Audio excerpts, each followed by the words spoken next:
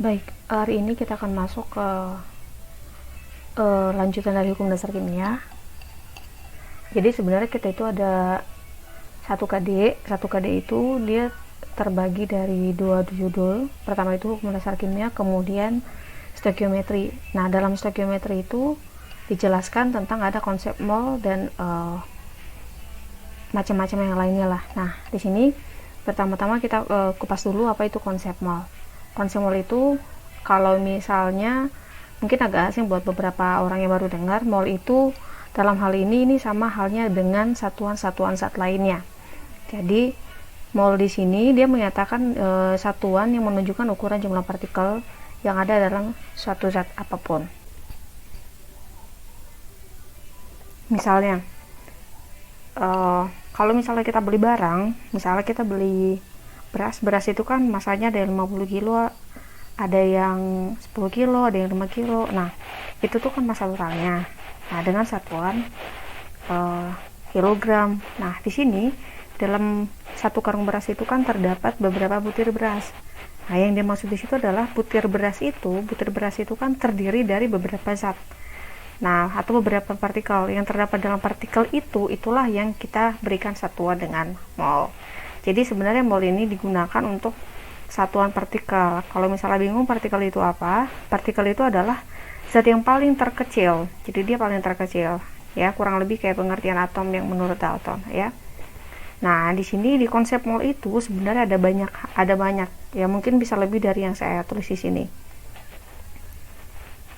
Untuk konsep mol sendiri itu ada mengenai tetapan Avogadro, nanti akan kita bahas juga.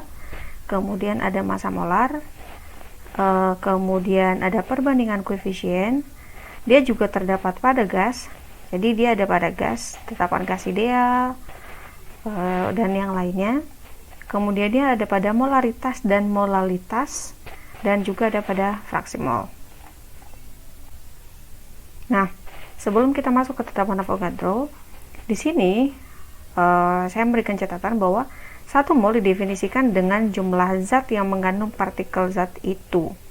1 mol didefinisikan dengan jumlah zat yang mengandung partikel zat itu sebanyak atom yang terdapat dalam 12.000 gram atom C. Jadi sebenarnya untuk mengetahui perbandingan atau jumlah atom atau jumlah mol dari suatu unsur itu biasanya akan dibandingkan dengan massa dari atom karbon dengan isotop 12. Oke. Jadi dalam 1 mol terdapat 6. Jadi dalam 1 mol suatu zat, ya, terdapat 6,022 kali 10⁻23 partikel per mol. Nah, angka ini disebut dengan angka tetapan Avogadro. Jadi kalau misalnya gini, satu lusin itu kita anggap, biasanya kalau kita beli suatu benda atau suatu barang, satu lusin itu kan sama dengan biasanya gini ya, satu lusin itu biasanya kan kita istilahkan dengan 12. Nah, sementara kalau di sini, ya, kalau di sini 1 mol itu sama dengan 6,02 kali 10⁻23. Jadi kurang lebih sama, jadi konsepnya sama. Oke. Nah, contoh di sini ada unsur ataupun senyawa. Ada hidrogen, ada besi, ada NaCl, dan ada H2O. Dari yang A sifatnya atom atau sendiri-sendiri ke yang molekul. Oke, jumlah molnya misalkan di sini 1 mol, 1 mol, 1 mol. Jenis partikelnya di sini atom, molekul ini molekul. Nah, jumlah partikelnya ini karena di sini jumlah molnya 1, berarti di sini 1, ya kan, jumlah partikelnya 1.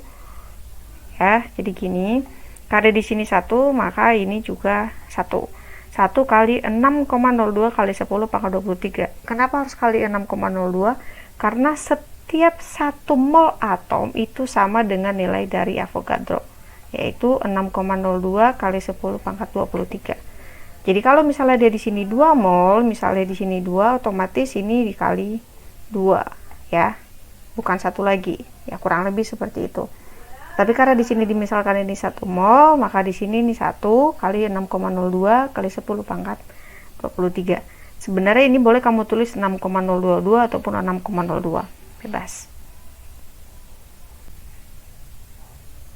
Oke, untuk bilangan Avogadro sendiri, bilangan Avogadro itu pertama di sini ada n itu sama dengan x per l. L itu bilangan Avogadro yang tadi.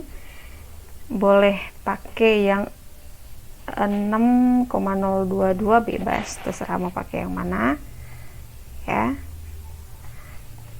kali 10 pangkat 23. Nah, n itu sama dengan mol, jumlah mol. X itu adalah jumlah partikel zat, atau bisa disebut dengan jumlah molekul, bisa juga disebut dengan jumlah atom, tergantung soalnya. Kalau di soalnya ada senyawa, berarti kita pakai jumlah molekul ya, jadi X itu kita pakai dalam jumlah molekul. Kalau dia unsur, berarti X tersebut kita pakai dalam jumlah atom. Maka nilai L itu adalah tetapan dari Avogadro.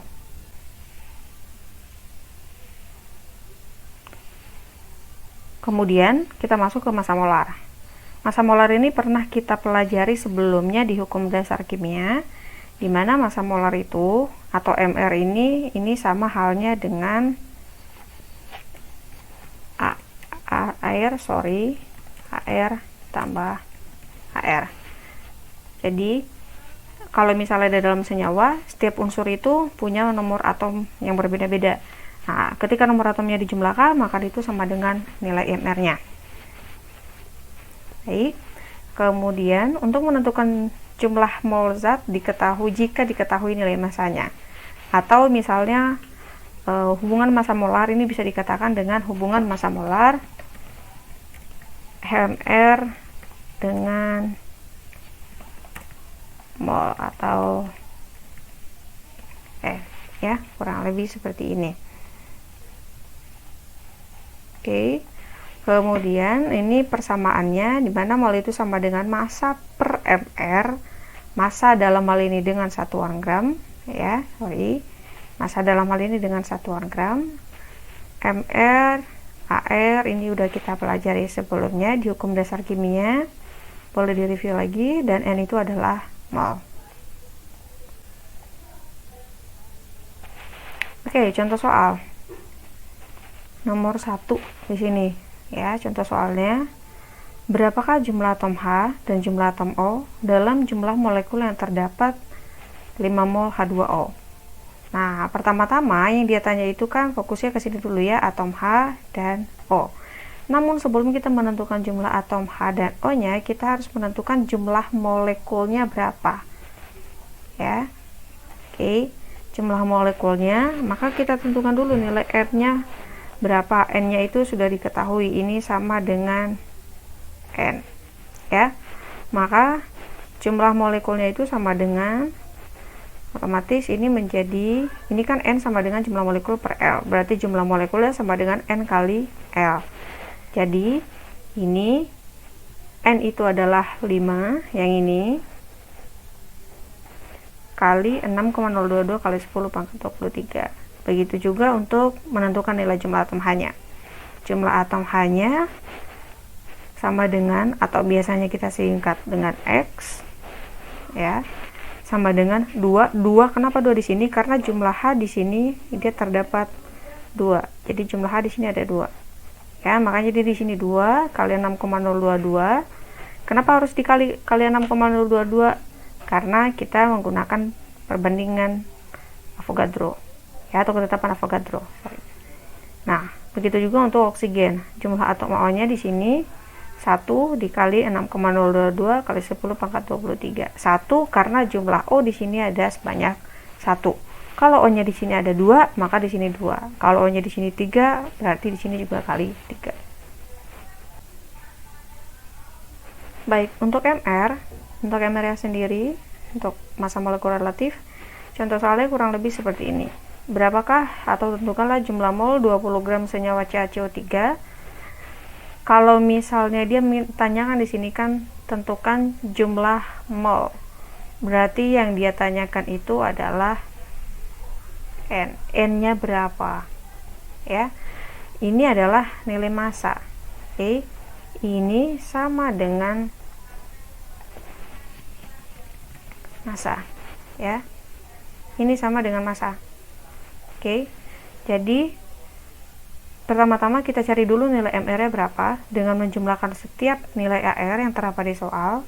Ketemulah nilai MR-nya sekian. Kemudian kita tentukan nilai N-nya, ya. N-nya sama dengan massa per AR atau MR. Karena di sini senyawa, ya, maka kita di sini pasti menggunakan MR. Oke, jadi N sama dengan M kali MR. Maka masanya berapa? 20 gram per 100 gram per mol. Maka nilai molnya sama dengan 0,2 mol.